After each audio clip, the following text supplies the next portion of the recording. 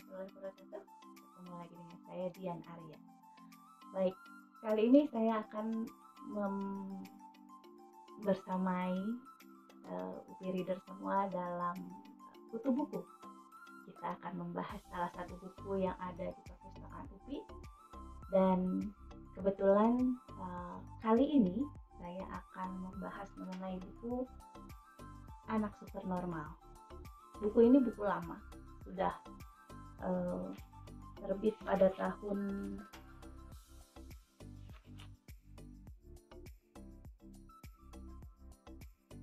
cetakan keduanya April tahun 2001 dan cetakan pertama April 1984. Jadi memang sudah cukup lama dan buku ini memang sudah diperbaiki beberapa kali. Ini sudah merupakan perbaikan yang kedua dari buku ini karena banyaknya pemustaka, UPI Reader sekalian yang menggunakan, sehingga sudah diperbaiki, rusak lagi, diperbaiki, rusak lagi. Karena memang buku seperti ini sangat jarang. Buku-buku terkait bahasan pendidikan untuk anak-anak, di sini disebut supernormal, saat ini lebih sering digunakan dengan istilah anak berbakat, gifted. Dan memang masih jarang buku yang membahas masalah tersebut atau subjek tersebut. Jadi buku ini judulnya Anak Supernormal dan Program Pendidikannya, hasil karya dari Dr. Randa Sutratinah Tirtonegoro. Beliau adalah salah satu tim dosen di pendidikan luar biasa IKIP Yogyakarta. Apa sih anak supernormal atau anak berbakat itu? Di sini diterangkan bahwa anak supernormal itu adalah anak-anak yang memiliki IQ di atas. Jadi memang ada kategorinya ya. Di sini disebutkan bahwa ada anak superior, ada anak gifted, dan ada anak genius. Nah, untuk superior ini IQ-nya berkisar antara 110 sampai 125.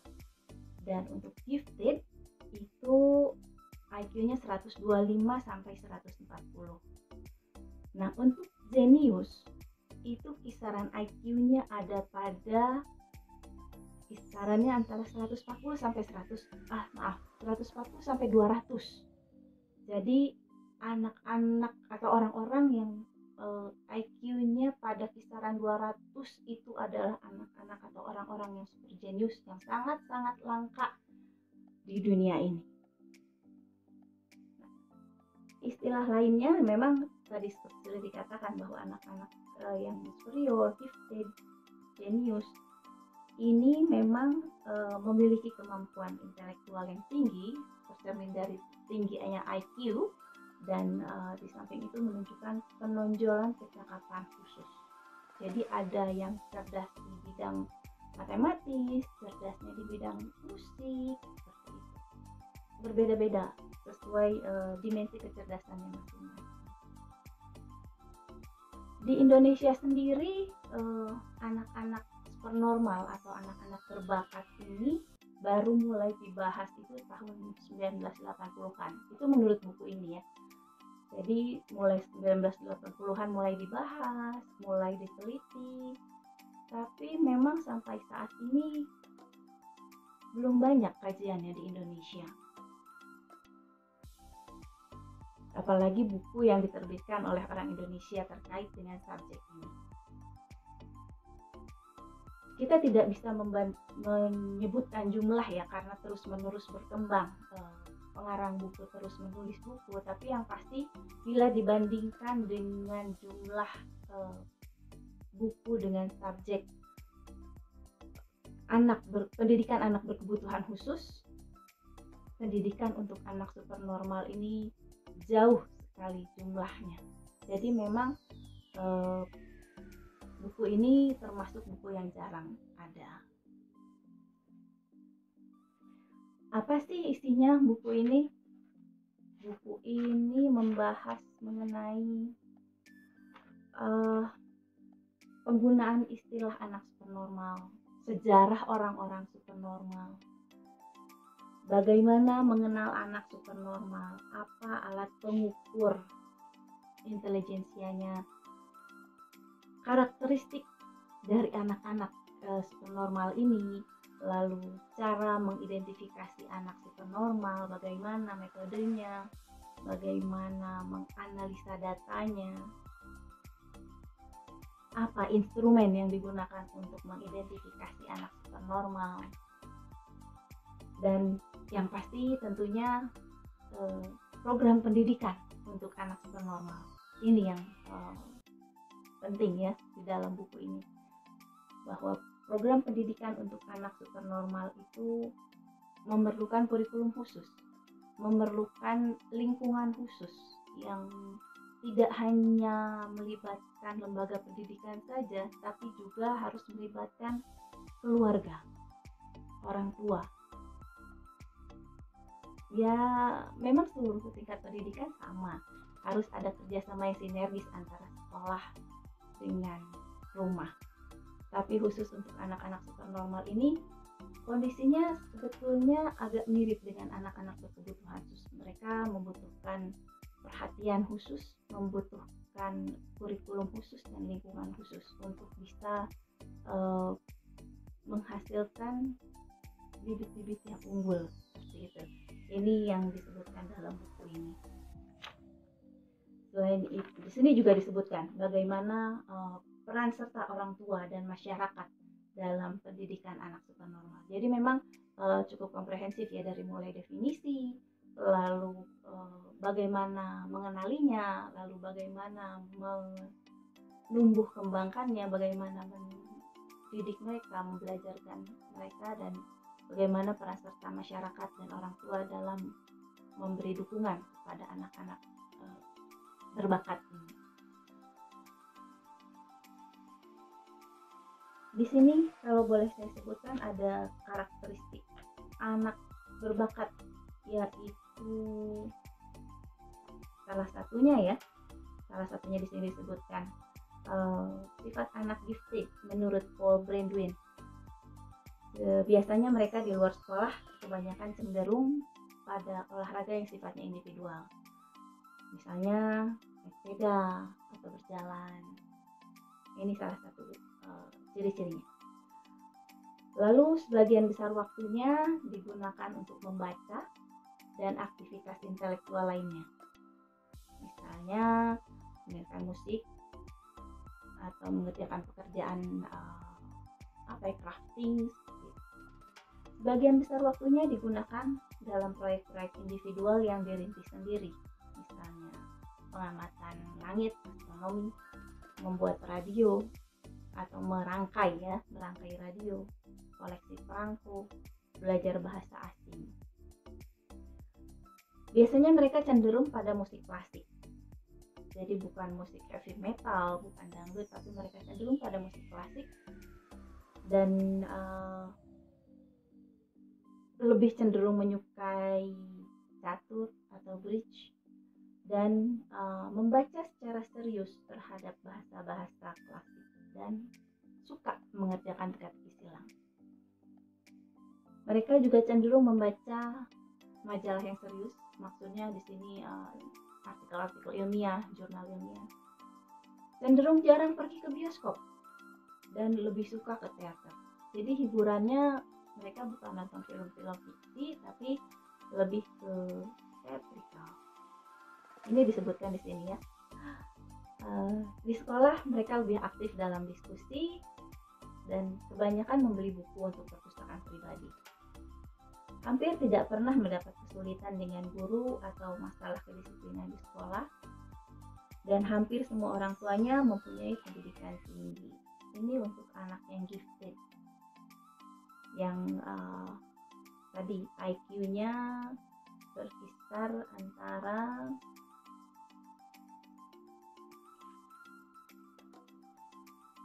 mana tadi?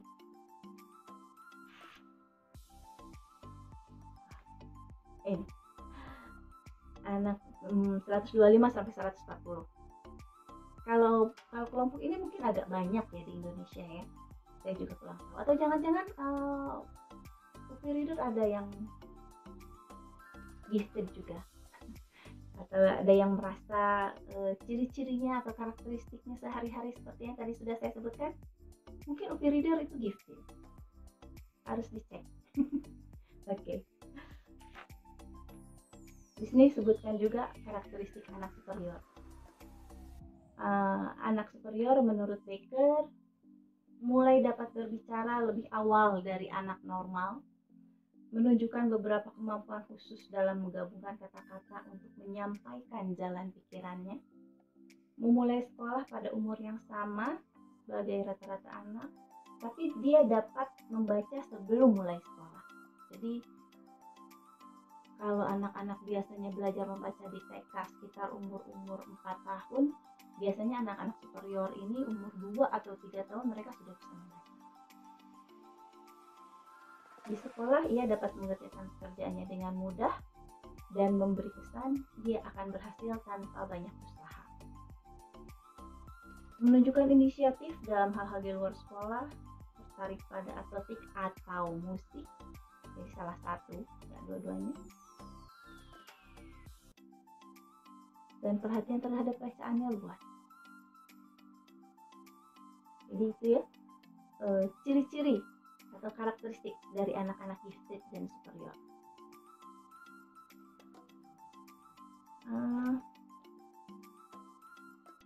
Di sini disebutkan dalam buku ya, seperti itu karakteristik anak-anak superior 100 yang IQ-nya 110 sampai 125.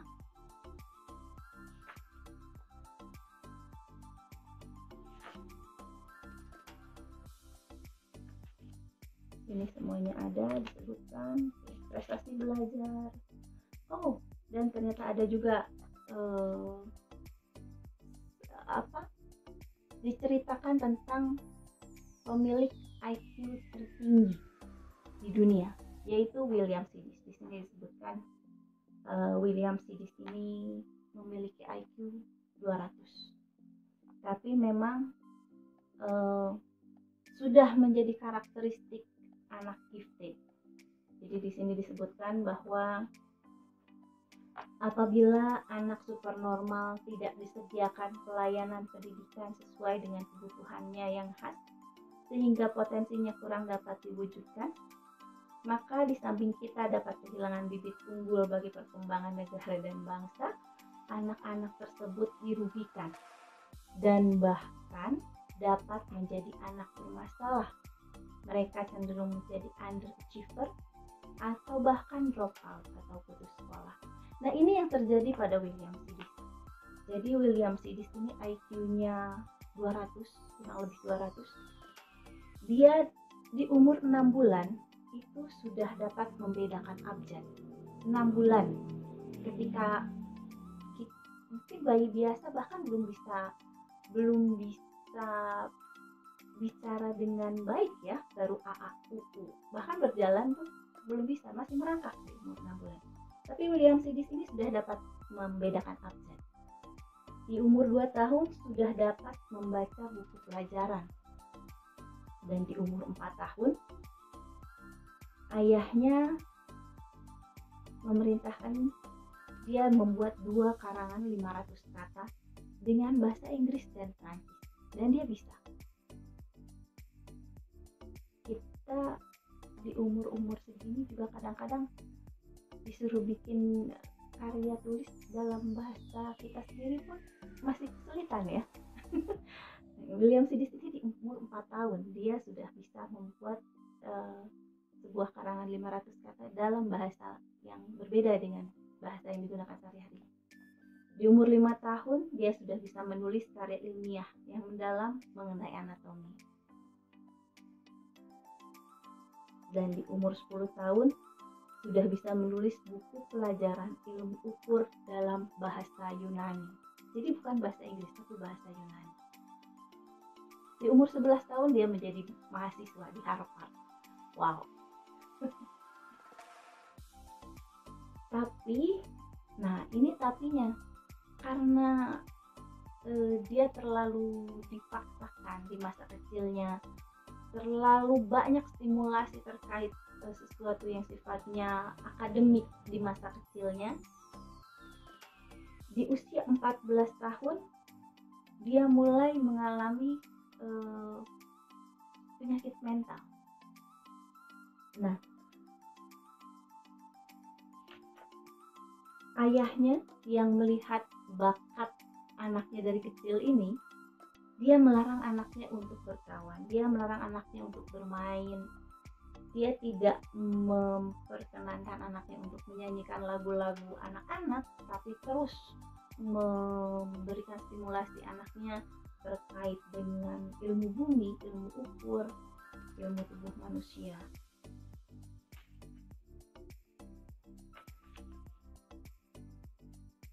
Dan sayangnya William Sidis ini karena penyakit mentalnya, pada usia 18 tahun dia dijatuhi hukuman karena menghasut suatu kerusuhan di hari buruh. Dia sempat menghilang setelah hukumannya selesai, sempat menghilang dan memakai nama samaran dan bekerja menjadi pembantu di sebuah toko yang dia hanya dibayar $23 dalam seminggu. Jadi bayang ya, dari orang yang, dari anak yang 11 tahun sudah bisa masuk Harvard, tapi karena salah asuh dia akhirnya tidak menjadi apa-apa. Dan pada tahun 1944 ia meninggal dunia karena pneumonia. Penyakit pneumonia waktu itu merupakan sebuah penyakit yang hanya dimiliki oleh masyarakat kelas